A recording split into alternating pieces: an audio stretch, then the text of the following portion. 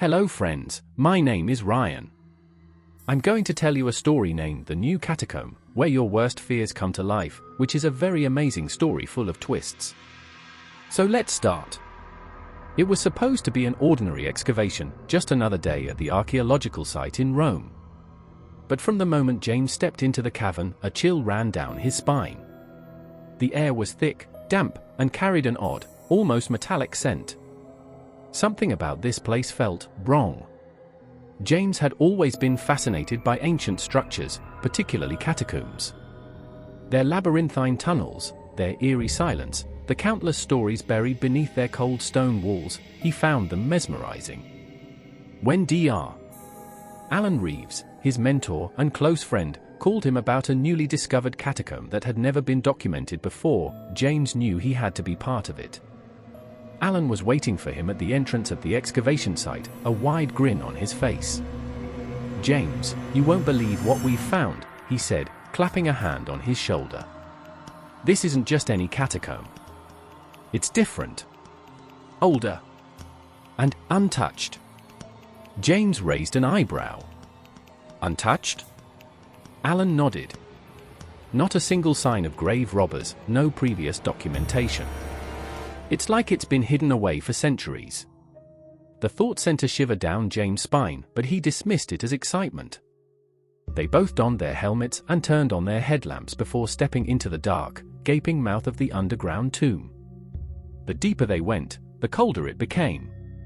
The walls were covered in strange inscriptions, symbols unlike anything James had ever seen.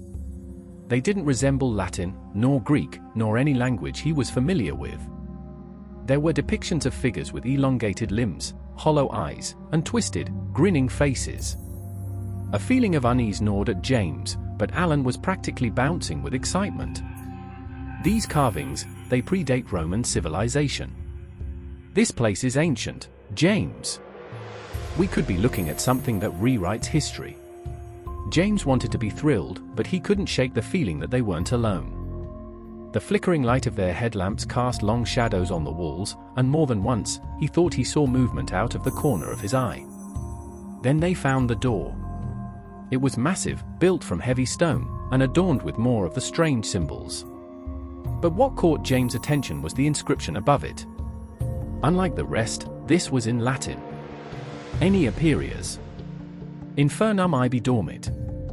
James frowned, translating the words aloud. "Do not open. Hell sleeps here." Alan scoffed. "Superstition."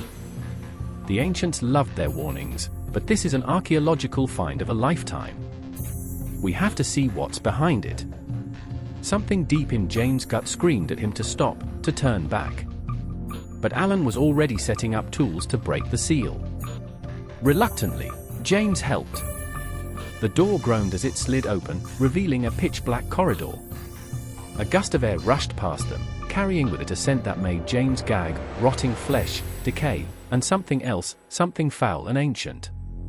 The darkness inside the corridor seemed alive, shifting, writhing, almost pulsing like a living entity. James hesitated at the threshold. "Alan, maybe we should." But Alan had already stepped inside, his flashlight beam cutting through the thick blackness.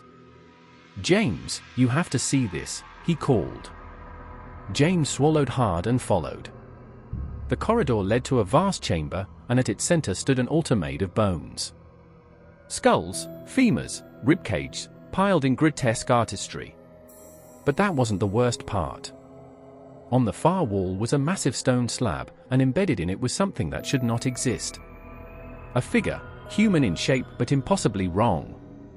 Its limbs were too long, its fingers stretched unnaturally, tapering into razor-sharp claws.